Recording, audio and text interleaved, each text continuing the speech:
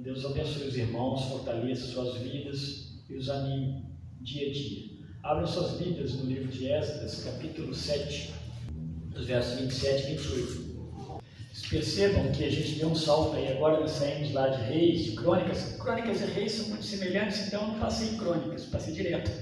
Não li para a gente pregar. E vim parar direto ali no livro de Esdras, ou de Esdras, tanto faz.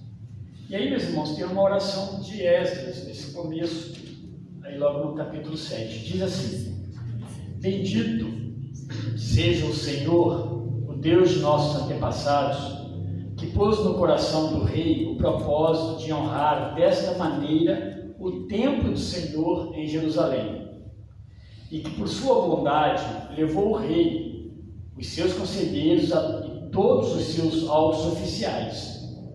Como a mão do Senhor meu Deus esteve sobre mim, tomei coragem e reuni alguns líderes de Israel para me acompanhar. A oração está basicamente na primeira parte, e na segunda ele está justificando algumas coisas. E aqui, meus irmãos, a gente está no período pós-exílio. Então, na verdade, você vai pegar Reis e Crônicas, que são livros semelhantes, primeiro Reis, segundo Reis, primeiro Crônicas, segundo Crônicas, são bem semelhantes, não em tudo, praticamente quase tudo. Grande parte deles pega o pós-exílio também, né? Eles vão contar a história um pouco, né? Mas provavelmente foram escritos e concluídos bem depois do exílio, alguns desses livros. Então eles tinham em mãos também a história do exílio. E esse caso aqui de Esdras, Neemias, por exemplo, são acontecimentos que se deram depois do exílio. Judá ou Jerusalém, pensar em Judá como um país do sul ali, foi totalmente levado por Nabucodonosor em 605, depois teve outras levas também para a Babilônia, e agora nós estamos falando já deles retornando. E aí Deus tinha prometido que eles retornariam. E essa é a maravilha de Deus, né? Está escrito essas coisas todas. E a gente está então nesse período pós-exílio, o retorno do povo de Judá, aos poucos, não retornou todo mundo, foi um grupinho bem pequeno, né? Eu ia usar a palavra mixaria no aspecto não pejorativo, mas pouca gente mesmo. O número gira em torno de 50 e poucas mil pessoas, mas sabemos que foram milhares e milhares, milhões talvez de pessoas, é possível que tenha ido para esse cativeiro. Deixaram no país só pessoas que realmente não tinham poder de reação, principalmente militar, não tinha poder de aquisição financeira para conseguir montar alguma coisa. Então ficaram os pobres do país, o restante foi todo mundo.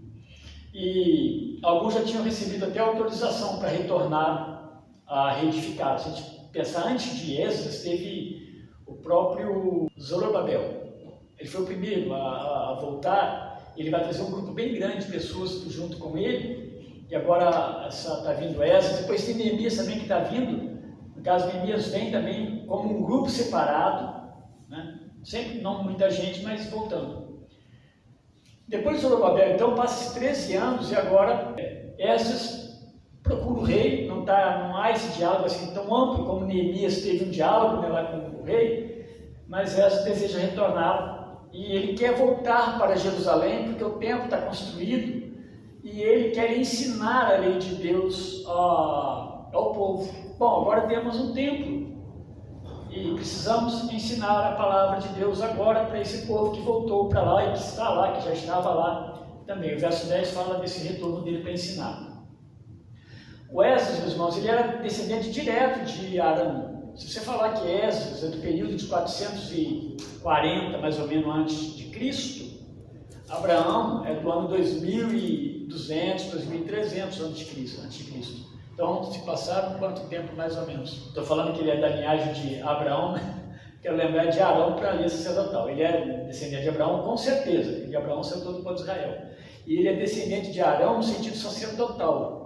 Ele é da linha sacerdotal. E mesmo se pensar em Arão, nós estamos falando mais ou menos de 1000 anos atrás.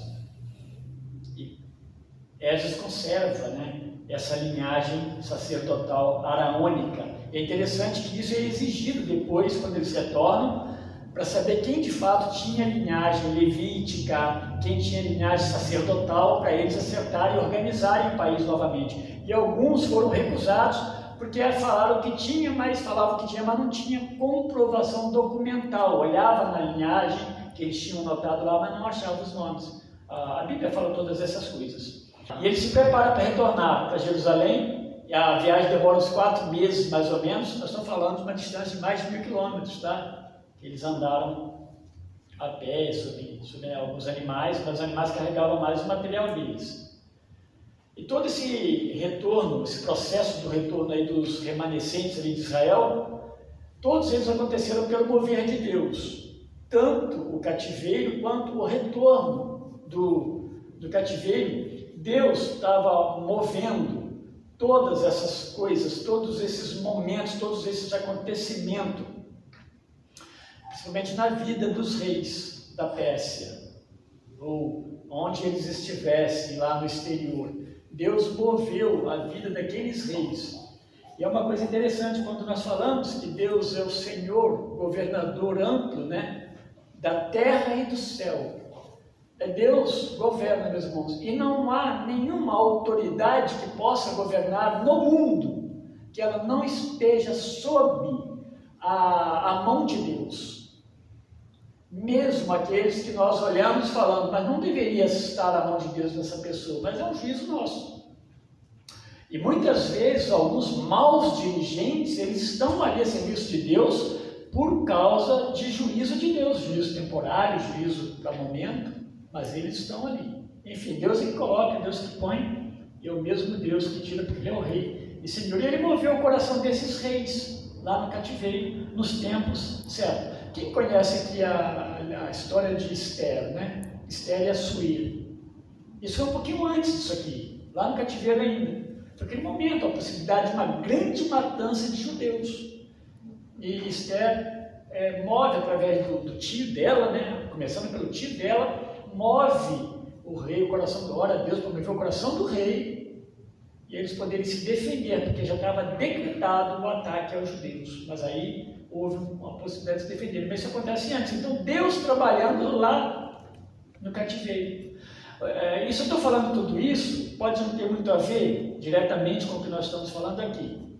Isso só são histórias. Mas para a gente nunca esquecer que Deus ele não abandonou a história. O cativeiro foi decorrência de desobediência.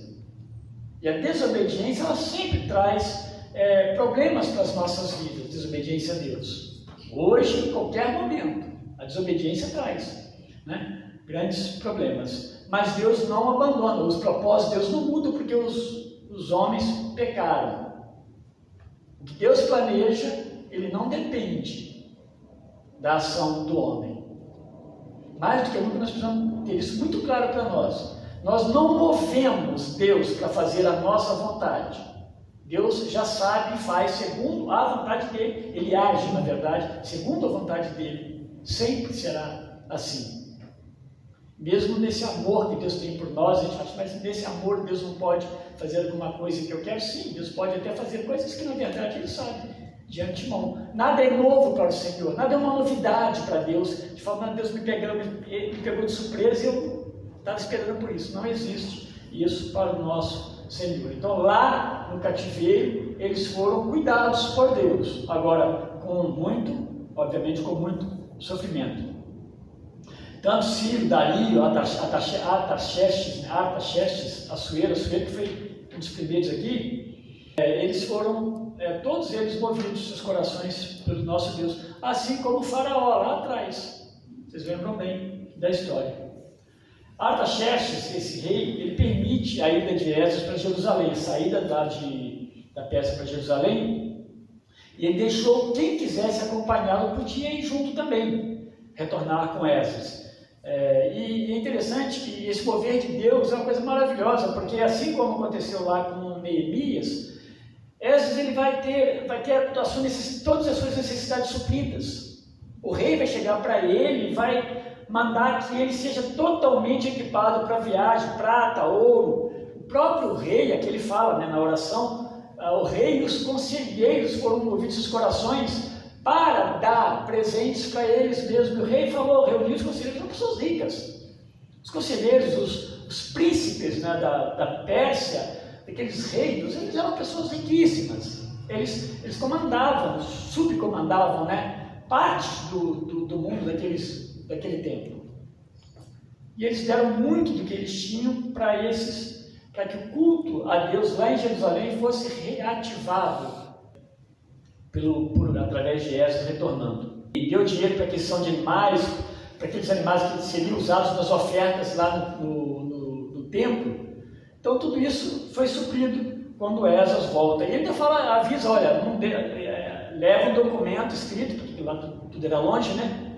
Para que os governantes os governantes do rei local, ali em Israel, naquela região toda, não cobrem imposto daqueles que trabalham no templo, em Jerusalém. Isso tudo o rei lá do exterior estava ordenando que fosse feito. Então esse é o cuidado de Deus, e é isso que Esdras está fazendo aqui. Deus havia prometido para Israel que o cativeiro teria um fim. O profeta Isaías fala disso. A maioria dos profetas, Jeremias, ele anuncia também o cativeiro, a volta do cativeiro antes do cativeiro acontecer. São as maravilhas que a gente encontra na palavra de Deus. Porque Deus desejava que seus propósitos de fato continuassem, independente da ação e do pecado de qualquer homem. É por todo esse cuidado também, providência de Deus, então, que Esdras está orando aqui a Deus de uma forma maravilhosa. Ele agradece, ele enaltece o nome de Deus, ele agradece a Deus pelas providências de Deus, por ele poder retornar, né? Por ser um escriba. Ele provavelmente, não para o próprio país onde ele estava, mas para o povo judeu do exterior, ele era alguém que ensinava onde ele estava. E possivelmente era alguém reconhecido pelos reis que passaram ali pela Pérsia e todos aqueles reinos lá, babilônico. Eles todos foram usados por Deus para cuidar do povo de Deus, daqueles que Deus precisasse que fossem protegidos e guardados.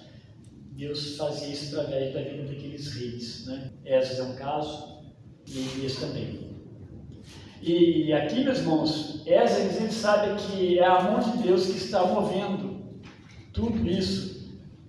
Todos esses homens, esses reis e esses conselheiros, é Deus que está por trás disso, está agindo segundo a vontade dele. Ele sabe que é um Deus não apenas de momento, mas um Deus que age na história.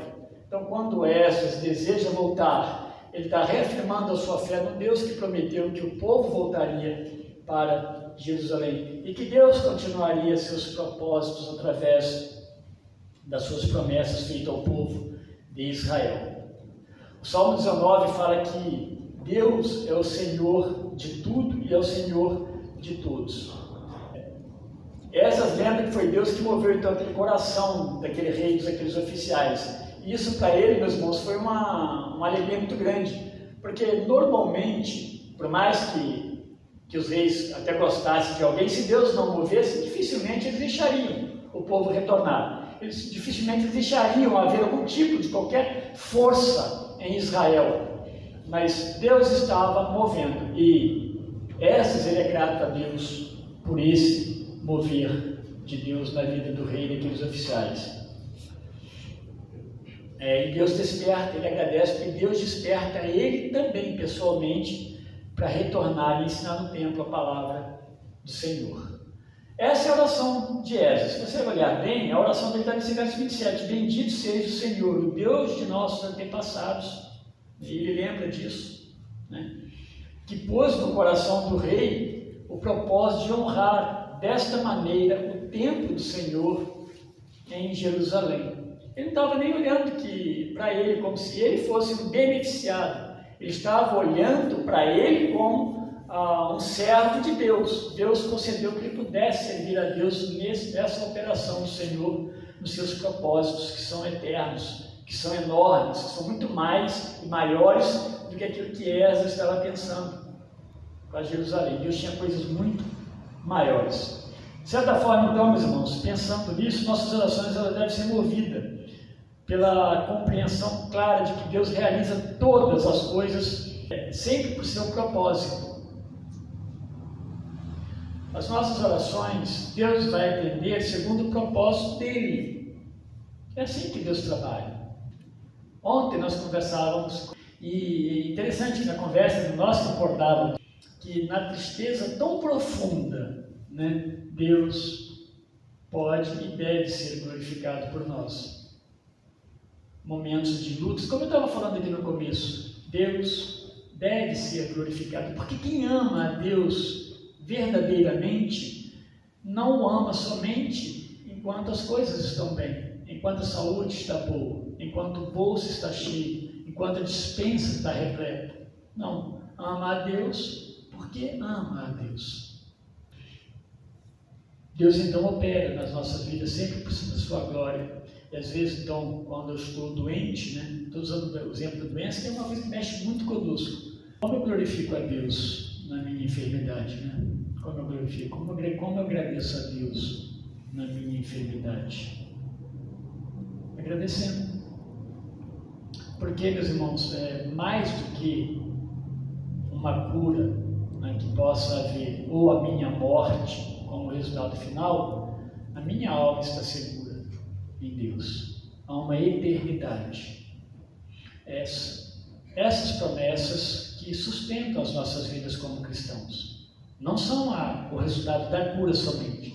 Elas vão reformar e vão fortalecer nossa fé, vai trazer alegria para nós, para os nossos. Alguns vão olhar e vão crer, mas a nossa esperança não está nisso, porque um dia, né, Ezequias teve 15 anos mais de vida, mas morreu. Lázaro foi ressuscitado, mas morreu. Porque, de fato, a vida tem fim. Se a nossa alegria não estiver plenamente essa maravilha das promessas eternas de Deus, a gente vai ter altos e baixos constantemente. E a gente não somos alimentados pela esperança. Então, o tempo também não muda os decretos de Deus. Os acontecimentos que vão ocorrendo ao longo da história da vida jamais mudam os decretos de Deus. Todas as coisas são decretadas por Deus antes de tudo ser criado.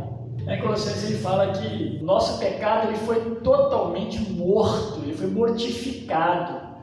E Deus em Cristo trouxe vida, trouxe luz à nossa vida, nos reviveu. Mas ele disse, ele complementa, isso tudo foi feito antes da criação e da existência da eternidade de todas as coisas. Então as coisas de Deus, elas já estão prontas. É estranho para nós, né? Porque nós somos seres humanos, limitadíssimos. Pensar num Deus triuno, um Deus que já concluiu, porque para Deus, meus irmãos, esse tempo não é o nosso tempo, não é o nosso tempo, embora ele está no nosso tempo. Mas não é, Deus não está vivendo esses dias, essas horas, como nós estamos vivendo. De fato, ele é atemporal, como nós um dia estaremos na eternidade. Como é que você vai contar? Nós estamos no ano 2.800.000 da eternidade. Você vai enjoar de contar isso. Eu não sei como vai ser essas coisas, meus irmãos, mas anelo por tudo isso. Então, o nosso ministério está sob também a direção e a aprovação de Deus. Êxodo está falando sobre essas coisas.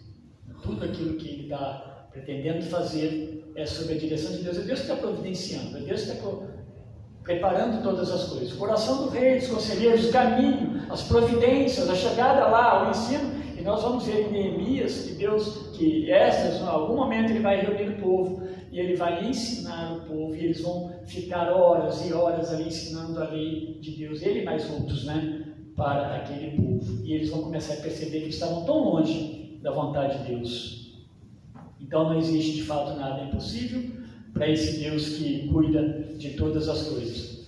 Então, meus irmãos, talvez a gente possa concluir então pensando nessa ideia de que nosso coração precisa ser, nessa verdade, né? Nosso coração ser grato a Deus, portanto deve ser refletido nas nossas orações sempre gratidão ao nosso Deus, gratidão por quem Ele é, gratidão porque é o Deus que não parou no meio do caminho, como nós paramos as nossas coisas. Deus não parou. Ele poderia encerrar tudo na queda, né? A queda poderia ser o suficiente a decretação da nossa morte encerraria o projeto de Deus, porque Deus vai ver que nós fomos infiéis. Mas não é assim que Deus age. Quando a palavra de Deus diz que Deus ama, esse amor está muito claro nas ações de Deus, com relação à sua criação, de maneira geral, não só os seres humanos. Está bem claro o cuidado de Deus, mas para nós o cuidado da subsistência aqui, né? O sol vindo, a noite chegando, a chuva caindo no tempo certo, um friozinho, às vezes um calor, a água na nossa torneira, né? Todas as coisas estão acontecendo. Um dia elas cessarão, mas enquanto Deus quiser, será dessa forma. E aí estaremos eternamente com o nosso Pai. Esse é o Deus que providenciou todas as coisas. Ele não parou no meio do caminho. Então, louvado seja Deus. Há motivos para nós agradecermos muito a Deus pelo amor e pelo cuidado dele sobre as nossas vidas. Que Deus assim nos ajude, meus irmãos. Termos um coração grato a Ele. Muito bem.